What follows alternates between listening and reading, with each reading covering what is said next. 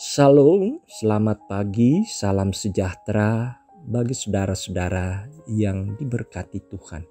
Selamat berjumpa di pagi ini, selamat bersukacita menyongsong hari yang Tuhan anugerahkan bagi kita. Mari saudara-saudara, seperti biasa kita dasari dan landasi kehidupan kita melalui firman Tuhan untuk aktivitas kita hari ini. Kita mohon pertolongan Tuhan. Pertolongan kita adalah dari Tuhan yang telah menciptakan langit, bumi, laut serta sekalian isinya. Turunlah atas kamu sekalian anugerah, salam dan sejahtera dari Allah Bapa kita, dari Tuhan kita Yesus Kristus, di dalam persekutuan Roh Kudus. Amin. Saudara-saudara yang kekasih dalam Tuhan, sungguh menjadi sukacita tersendiri ketika kita masih menikmati keagungan yang Tuhan nyatakan dalam ciptaannya. Pun dalam kehidupan kita Tuhan akan melakukan karya-karya besar.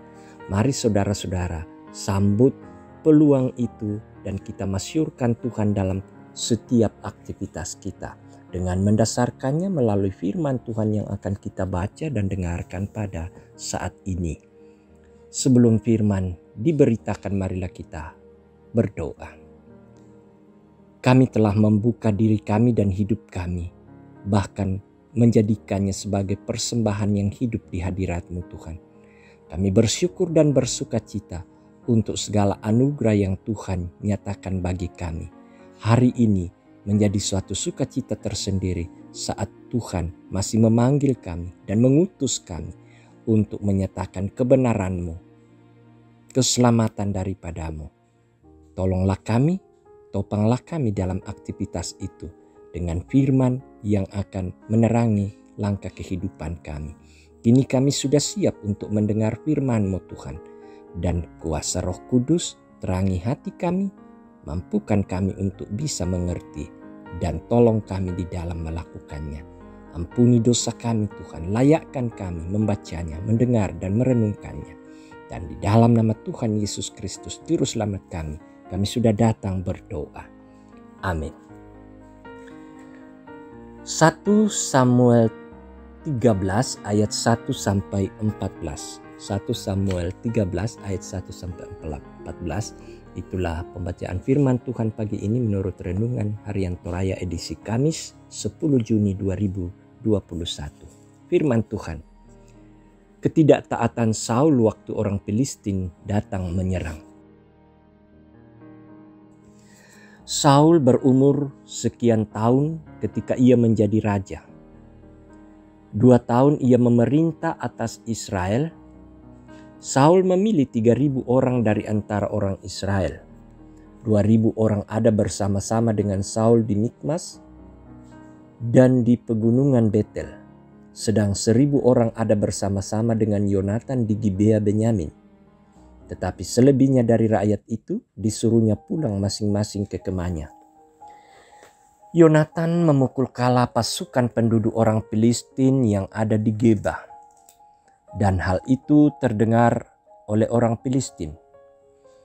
Karena itu Saul menyuruh meniup sangkakala di seluruh negeri, sebab pikirnya, biarlah orang Ibrani mendengarnya.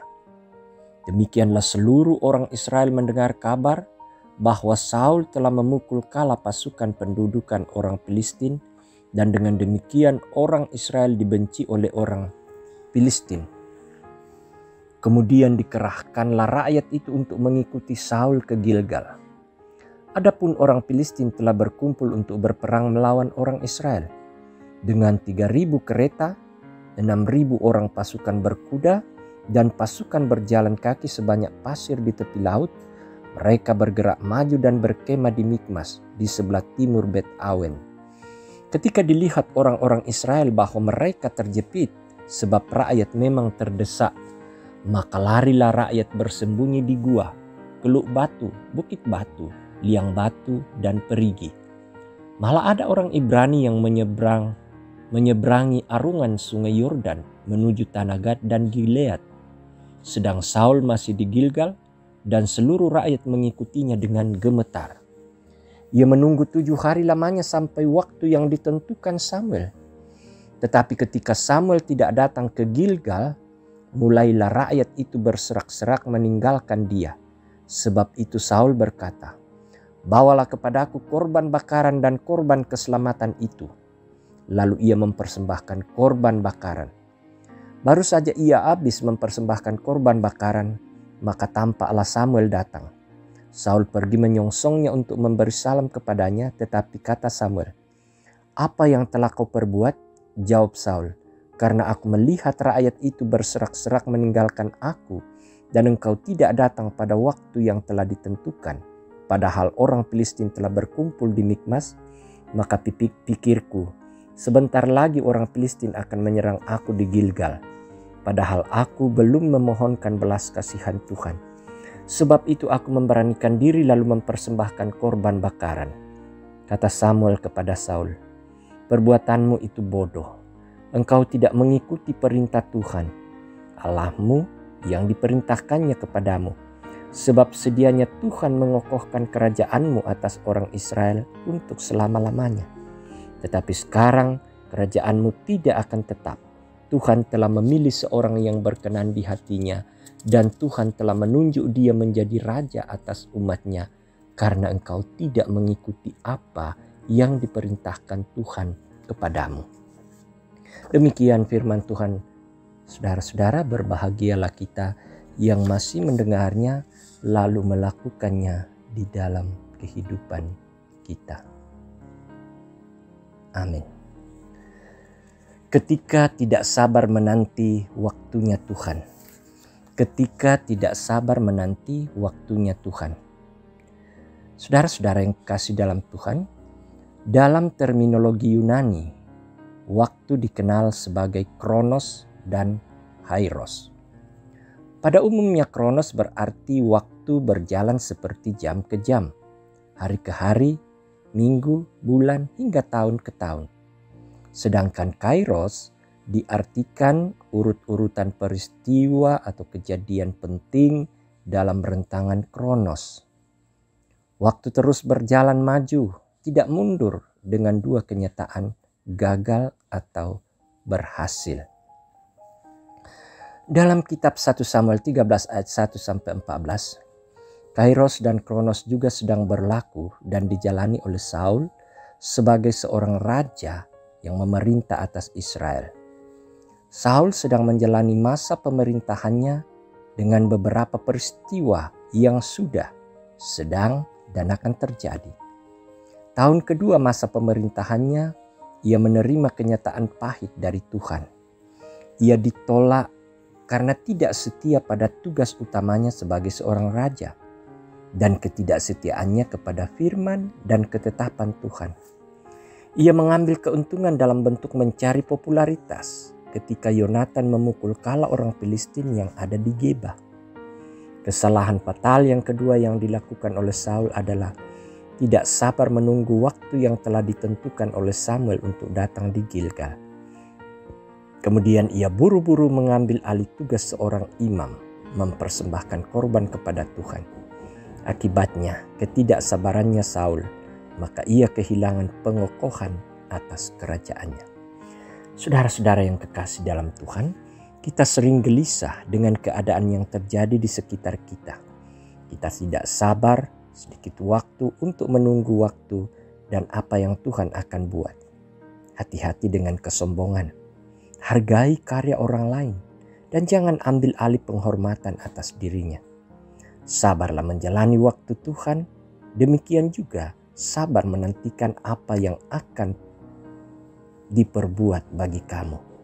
Saul telah menjadi peringatan bagi kita, ditolak Tuhan karena ketidaksabarannya. Amin. Mari berdoa. Dalam segala kerendahan hati Tuhan, kami menyadari bahwa seringkali kami melanggar atas perintah-perintah-Mu. Kami mohon pengampunan daripadamu Tuhan. Kami selalu diliputi sifat kekurang sabaran, ketidaksetiaan. Namun kasih setia Tuhan tidak berkesudahan bagi kami. Tuhan selalu memanggil kami, mengampuni kami, dan menolong kami. Terima kasih untuk firman-Mu Tuhan di pagi ini. Kami telah diajar, kami telah dituntun bagaimana kami setia untuk hidup di dalam kehendak-Mu, perintah-Mu, dan dapat mengerti tentang tugas dan panggilan kami masing-masing. Bapa di sorga, tuntunlah hidup kami sepanjang hari ini. Terangilah hati kami ya Roh Kudus dan mampukan kami mengaplikasikan firman ini. Bapa di sorga, berkati setiap usaha pekerjaan yang dijalani oleh jemaat. Semuanya itu tidak sia-sia karena Tuhan sendiri sumber berkat, sehingga mereka boleh bersuka cita menikmatinya dan bersyukur di hadirat-Mu. Berkati mereka yang sakit Tuhan. Berkati mereka yang hilang pengharapan. Berkati mereka yang kehilangan pekerjaan. Berkati saudara-saudara kami yang sedang mencari kerja. Berkati anak-anak kami Tuhan. Semua aspek kehidupan kami percaya Tuhan hadir, Tuhan nyata, dan Tuhan mau menolong kami masing-masing. Berkati gereja-Mu, berkati kami selaku pelayan-pelayan dan hamba-hamba Tuhan. Kiranya apa yang kami lakukan, kerjakan, semuanya itu menjadi sebuah kesaksian bahwa Engkaulah Allah kami, Tuhan kami, penyelamat kami di dalam Yesus Kristus. Terima kasih untuk hari ini. Kami semua mau menjalaninya Tuhan. Biarlah kasih dan kemurahan Tuhan mengiringi perjalanan hidup kami sepanjang hari ini. Ini doa kami di dalam nama Yesus Kristus, Tuhan dan Juru Selamat kami sudah datang berdoa kepadamu. Amin.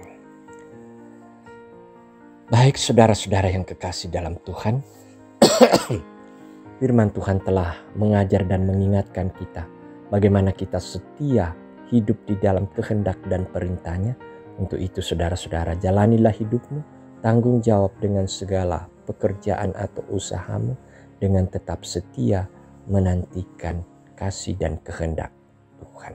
Selamat beraktivitas, Tuhan memberkati, dan mari terimalah berkat-Nya.